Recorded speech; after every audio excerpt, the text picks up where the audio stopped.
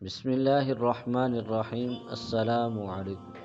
ارشاد باری تعالی ہے، جس نے کسی مومن کو جان بوجھ کر قتل کیا اس کا ٹھکانہ ہمیشہ کے لیے جہنم، اللہ کی ناراضگی، اس کی لعنت اور اس کے لیے عذاب عظیم ہے۔ رسول اللہ صلی اللہ علیہ وآلہ وسلم نے فرمایا، کبیرہ گناہوں میں سب سے بڑا گناہ کسی انسان کا قتل کرنا ہے۔ جس نے کسی جان کا قتل چھری یا چاقو کے ساتھ کیا تو فرشتے جہنم کی وادیوں میں ہمیشہ اس کو اسی چھری کے ساتھ مارتے رہتے ہیں۔ وہ ہمیشہ آگ میں رہتا ہے اور وہ میری شفاعت سے محروم ہے۔ اگر کسی شخص نے کسی جان کو بلندی سے گرا کر قتل کیا تو فرشتے بھی ہمیشہ اس کو بلند ترین چوٹی سے جہنم کی وادی میں گراتے رہیں گے۔ قتل کرنے والے جہنم کے کنبوں میں محبوس ہوں گے۔ اگر کسی نے رسی کے ساتھ خودکشی کی اور مر گیا تو ہمیشہ جہنم میں لٹکا رہے گا اور اللہ کی رحمت سے محروم رہے گا۔ اگر کسی نے کسی کو ناحق قتل کیا تو اس کا قاتل کھلی گمراہی میں ہے۔ فرشتے اس کو ہمیشہ آگ کی چھریوں کے ساتھ ذبح کرتے رہیں گے، اور جب بھی وہ اس کو قتل کریں گے تو اس کے حلق سے تار کول کا سیاہ خون بہے گا، پھر وہ خون اسی میں لٹایا جائے گا۔ ابدالآباد تک یہی اس کی سزا ہوگی۔ ہم اللہ کی پناہ میں آتے ہیں، اپنا حمل ضائع کروانے والی عورت کی بھی یہی سزا ہے۔ ارشاد باری تعالی ہے، اور زندہ درگور کی جانے والی بچی سے پوچھا جائے گا کہ تو کس گناہ میں قتل کی گئی؟ رسول اللہ صلی اللہ علیہ وآلہ وسلم نے فرمایا، گرایا جانے والا بچہ قیامت کے دن لایا جائے گا، جس کی آواز بجلی کی کڑک جیسی ہوگی، اور وہ مدد کے لیے پکار رہا ہوگا کہ میں مظلوم ہوں۔ پھر وہ اپنی ماں کے پاس لایا جائے گا اور کہے گا، اے رب، اس سے پوچھئے کہ اس نے مجھے کیوں قتل کیا۔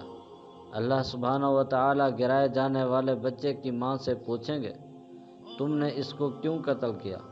کیا تیرا یہ گمان تھا کہ میں اس کو رزق نہیں دوں گا؟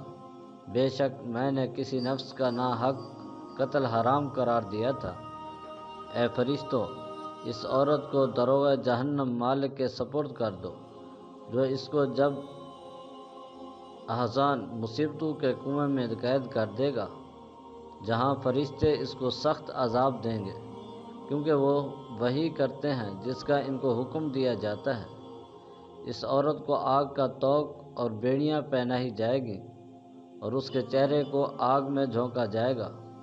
پھر مالک دوبارہ اس کو جب احزان میں پھینک دے گا، جو کہ ایک گہرا گڑھا ہے، جس کا نام نار الابار کنواں کی آگ ہے۔ جب بھی جہنم کی آگ ہلکی ہوتی ہے تو اس گڑھے کا منہ کھولنے اور اس کی شدت حرارت سے جہنم دوبارہ دہکنے لگتی ہے۔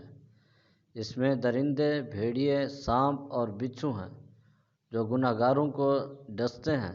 جہنم کے فرشتے ہاتھوں میں آگ کے نیزوں کے ساتھ حمل گرانے والیوں کو مار رہے ہوں گے۔ ایسی عورتیں اس گڑھے میں 50,000 سال تک عذاب کا شکار رہیں گی، اور اس کے بعد اللہ جل شانہ کوئی فیصلہ فرمائیں گے۔ اللہ تعالی ہمیں ایسے عذاب اور عقاب سے محفوظ رکھے، آمین۔ رسول اللہ صلی اللہ علیہ وآلہ وسلم نے فرمایا، اللہ کے نزدیک سب سے زیادہ بڑا گناہ کسی نفس کا ناحق قتل کرنا ہے، جس کو عذاب دینا اللہ تعالی نے حرام قرار دیا ہے۔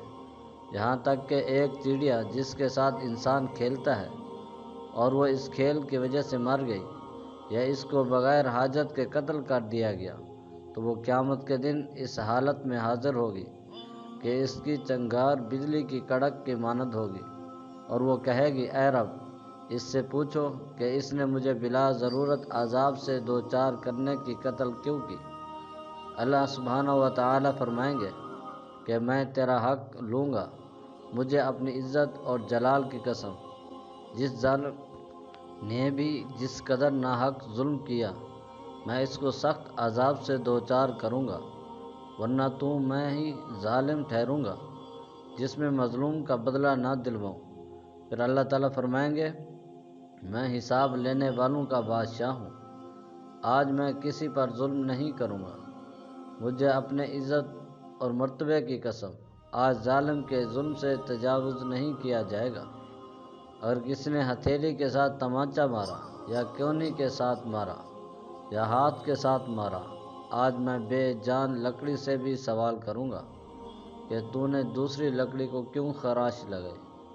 ایک پتھر نے دوسرے پتھر کو خراش کیوں لگائی؟ اس وقت تک جنت میں کوئی داخل نہیں ہوگا جب تک دنیا کے ظلم کا بدلہ اس کی نیکیوں میں سے ادا نہ کر دیا جائے۔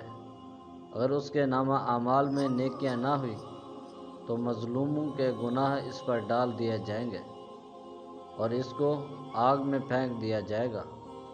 رسول اللہ صلی اللہ علیہ وآلہ وسلم نے فرمایا، کبائر میں سے سب سے بڑا گناہ اللہ کے ساتھ کسی کو شریک ٹھہرانا اور ناحق قتل کرنا ہے۔ جس طرح میں اللہ کے حضور میں مشرک کی شفاعت نہیں کروں گا، اسی طرح کسی نفس کو قتل کرنے والے کی بھی شفاعت نہیں ہوگی۔ جس طرح مشرک کا دائمی ٹھکانہ آگ ہے، اسی طرح کسی کو قتل کرنے والا بھی ہمیشہ جہنم میں رہے گا۔ جس طرح اللہ سبحانہ و تعالی مشرکین پر سخت غصے رکھتے ہیں، اسی طرح قاتل پر بھی اللہ کا غصہ شدید ہے۔ جس طرح اللہ تعالیٰ قیامت کے روز مشرک پر لعنت کریں گے، اسی طرح قاتل پر بھی لعنت کی جائے گی۔ جب اللہ تعالیٰ کی لعنت قاتل پر پڑے گی تو وہ جہنم کے تمام طبقات میں قتل کیا جائے گا، حتیٰ کہ وہ جہنم کی نچلی تہہ تک دھنس جائے گا۔ اور جس طرح اللہ سبحانہ و تعالیٰ نے مشرکین کے ساتھ عذاب عظیم کا وعدہ کیا ہے، اسی طرح قاتل کو بھی عذاب عظیم دیا جائے گا، کیونکہ ارشاد باری تعالیٰ ہے، جس نے کسی مومن کو جان بوجھ کر قتل کیا، اس کا بدلہ جہنم میں ہمیشہ کا ٹھکانہ ہے۔ اس پر اللہ تعالیٰ کا غصہ اور لعنت ہے اور اس کے لیے عذاب عظیم تیار کر رکھا ہے۔ مگر جس نے اللہ کی طرف رجوع کرتے ہوئے توبہ کی تو اللہ کا ارشاد ہے، وہ لوگ جو اللہ کے ساتھ کسی کو معبود نہیں پکارتے، کسی کو ناحق قتل نہیں کرتے اور زنا کاری نہیں کرتے، جس نے یہ کام کیا وہ گناہ میں پڑ گیا۔ مگر جس نے توبہ کی اور ایمان لانے کے بعد عمل صالح کیے تو اللہ تعالیٰ اس کے گناہ نیکیوں میں بدل دیتے ہیں، اور اللہ تعالیٰ بخشنے والے مہربان ہیں۔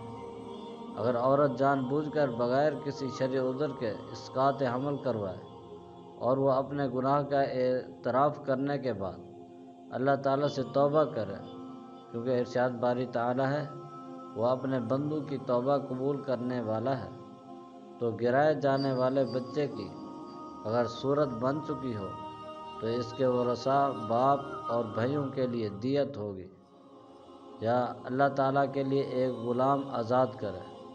اللہ تعالیٰ کا ارشاد ہے، جس نے کسی نفس کو ناحق قتل کیا یا زمین میں فساد پھیلایا تو گویا کہ اس نے تمام انسانیت کا قتل کیا، اور جس نے کسی کی جان بچائی تو اس نے گویا کہ تمام انسانیت کو زندہ کیا۔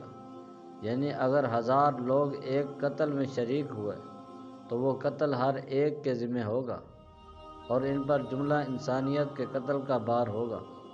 اس کے برعکس اگر کسی نے کسی پریشان حال نفس کے ساتھ اچھا برتاؤ کیا، اس کو کھانے کا ایک لقمہ دے دیا، اس کو پانی کا گھونٹ پلایا یا اپنے مسلمان بھائی کی تکلیف میں مدد کی، تو اس نے گویا کہ تمام انسانیت کے ساتھ بھلائی کی۔ گناہوں کے عذاب